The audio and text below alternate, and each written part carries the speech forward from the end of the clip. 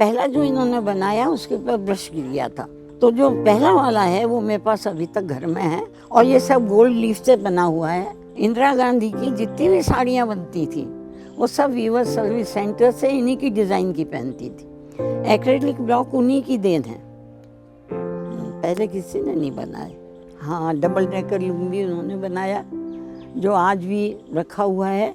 Elizabeth जब यहाँ आई थी तो वो यहाँ से जितने भी गिफ्ट मिले वो कुछ नहीं ले गए, लेकिन इनके यहाँ के वीवर सर्विस सेंटर की साड़ी वो ले गई यहाँ से। ही वुड डाउन टू अर्थ।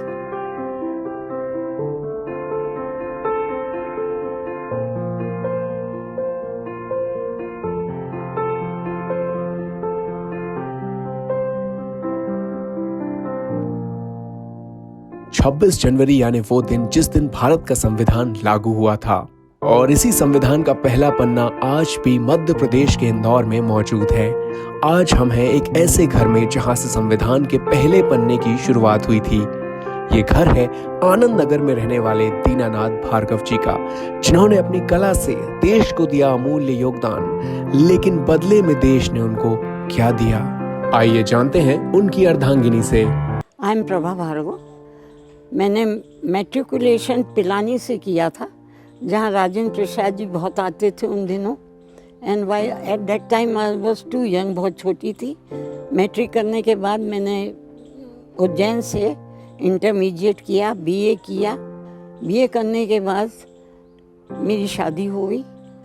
हमारी शादी पहले तो अरेंज ही हुआ करती थी, एक दूसरे को देखते भी नहीं थे, लेकिन इनके विचार अलग थे कि भाई मुझे देखना है, लेकिन इनको देखने को नहीं मिला तो थोड़ा मायूस थे। लेकिन मेरी जो बड़ी सिस्टर थी वो इनके बड़े ब्रदर को ब्याही थी, लेकिन उस समय इन्होंने ये प्ली लिया, स्मार्ट ज़्यादा थे, कि मैं भाभी को देख आता हूँ। इसी बहाने उन्हें यह था कि शायद मुझे भी देख लेते, लेकिन वो इच्छा भी पूरी नहीं हुई।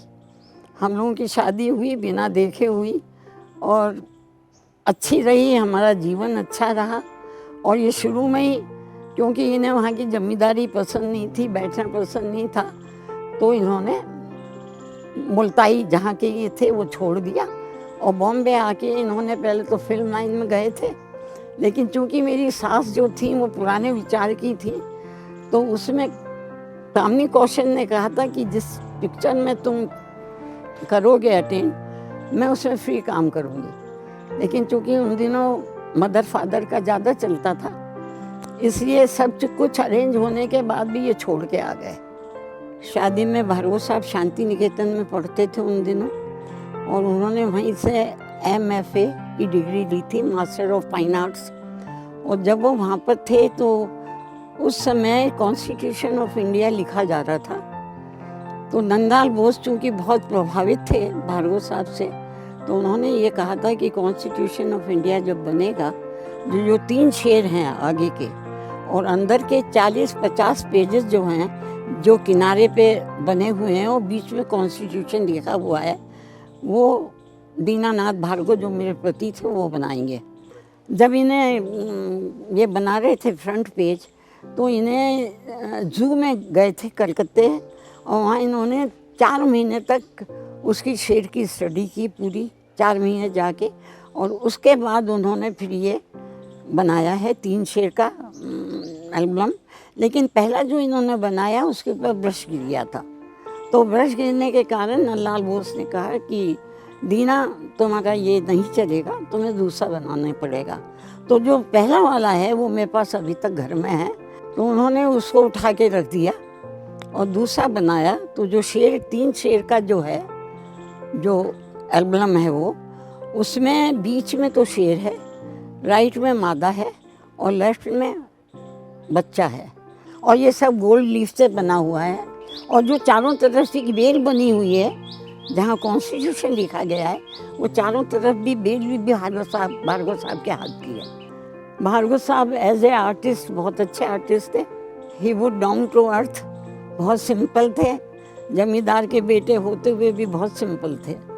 अपने हाथ से भी काम किया करते थे, ये नहीं था कि वो नौकरों पे डिपेंडेंट हों। इंदिरा गांधी की जितनी भी साड़ियाँ बनती थी वो सब वीवर सर्विस सेंटर से इन्हीं की डिज़ाइन की पहनती थी। एक्रेलिक ब्लॉक उन्हीं की देन है, पहले किसी ने नहीं बनाया। हाँ, डबल डेकर लुंगी उन्होंने बनाया, जो आज भी रखा हुआ है। पेट्रोफिल्स में दिया था, वो आज भी है। एलिजाबेथ जब यहाँ आई थी तो ये कलकत्ते में थे उस समय। वीवर सर्विस में इन्होंने ज्वाइन कर रखा था सेंटर को, और उसमें ये उस समय डिप्टी डायरेक्टर थे। तो जब वो आई थी तो उन्हें कुछ ना कुछ उपहार में देना पड़ता था। तो वो यहाँ से जितने भी गिफ्ट मिले वो कुछ नहीं ले गए, लेकिन इनके यहाँ के वीवर सर्विस सेंटर की साड़ी वो ले गई यहाँ से। और जो काम उन्होंने किया है वो मैं सोचती हूँ आज तक किसी ने नहीं किया। वो जीते जी तरसते चले गए कि मैंने इतना काम किया, मुझे कुछ नहीं चाहिए, मेरा नाम तो हो। यही बोलते थे कि प्रभा मैं इतना काम कर रहा हूँ, इतना मैंने अपने आप को दे दिया, अपने नेशन को, और मेरे को मिला क्या। अब ये बताइए, जो कॉन्स्टिट्यूशन का फ्रंट पेज, शेर का पेज आप लोग जन्म से लेके मृत्यु तक काम में ले रहे हैं, हर जगह उसका वो है, उसके लिए आप लोगों ने क्या किया, मुझे ये बताइए। और चूंकि वो इंदौर के हैं, मध्य प्रदेश के हैं, आपको ज़्यादा आवाज़ उठानी चाहिए इस चीज़ के लिए। कभी उन्होंने किसी के पास अपनी सिफारिश नहीं की, कभी किसी से ये नहीं कहा कि मेरे लिए ये करो। वो कहते हैं कि मेरा काम बोलेगा। इनको ऑफर आई थी, बड़ौदा से भी आई थी, अहमदाबाद से भी आई थी, मिल की सबकी आई थी, पेट्रोफिल से भी आई थी, लेकिन इन्होंने यही कहा कि जो मैं अपना जो मेरा आर्ट है उसका जो मैं अपना देश को दे सकता हूँ, क्योंकि वो तो सब जितने भी थे वो तो कमाई के सेंटर थे, लेकिन जो मैं अपने आप को देश के लिए दे सकता हूँ, इसलिए उन्होंने फिर वीवर सर्विस सेंटर ही ज्वाइन किया, क्योंकि सारे वीवर्स इनसे कनेक्टेड थे। आप लोगों से एक चीज़ चाहती हूँ कि आप, वो तो चले गए, आप कम से कम मेरे जीते जी कुछ ऐसा कार्य करें उनके लिए कि उनका नाम अमर हो। उनकी आदत नहीं थी कि किसी के आगे बोलें या करें।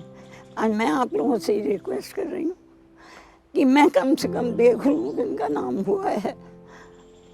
This is my request.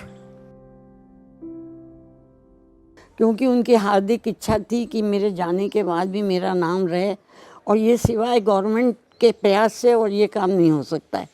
तो मैं ये चाहती हूँ कि मेरे जीते जी मैं ये गवर्नमेंट ऑफ इंडिया को दे दूँ, ताकि उनका नाम हमेशा अमर रहे। और मैं ये भी चाहती हूँ कि मेरे जीते जी ये हो जाए, क्योंकि अब मेरी भी उम्र ज़्यादा हो गई है, तो कम से कम जो उनकी इच्छा थी वो मेरे सामने हो जाएगा तो आई एम सेटिस्फाइड।